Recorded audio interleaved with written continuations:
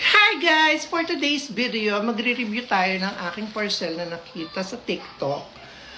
Nung una, nagdadalawang isip ako, pero tingnan ko kung totoo. So, hindi lang pala kung anik na lang mabibili nyo. Lahat pala mabibili mo na sa TikTok, including this one. Including this. Hindi nyo akalain kung ano to. Pero wait lang. Tcharan! Nabili ko sa TikTok. Balot. Ayan. Pati balot, mabibili na rin sa TikTok. So, 10 piraso to. Nabili ko ng 216. Ang dami niyang reviews. Curious ako kasi ang ganda ng reviews. Sabi nila, mas masarap pa daw sa mga balot na nakikita mo dyan sa kalsada. So, tinry natin at tinatry ko to at sasabihin ko sa inyo kung pasado ba o hindi ang balot. Balot ni TikTok. So, eto na nga guys. Binabad ko muna siya. Sabi sa TikTok, ibabad daw sa mainit na tubig. So, binabad ko na siya sa mainit na tubig. So, yan, nag-crack na yung isa. So, sobrang init. At ngayon, titikman natin kung totoo ang sinasabi nila na mas masarap to at masabaw.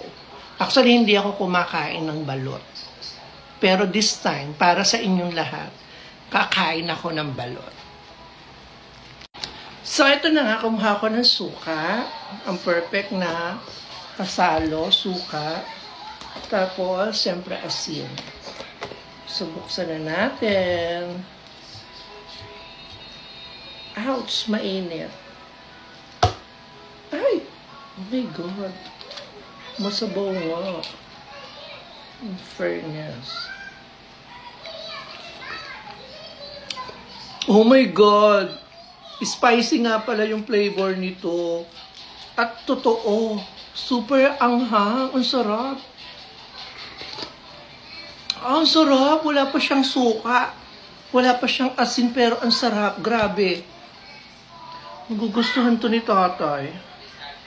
Grabe, ang sarap. Subukan ko may suka.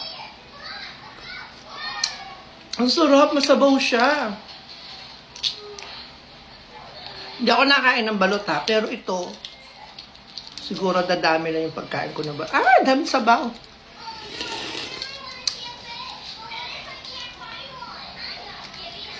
Gusto ko siya kasi, hindi mo kita yung sisiw. Walang sisiw, maliit lang. So, ang pagkain daw nito ay isawsaw at isulbo.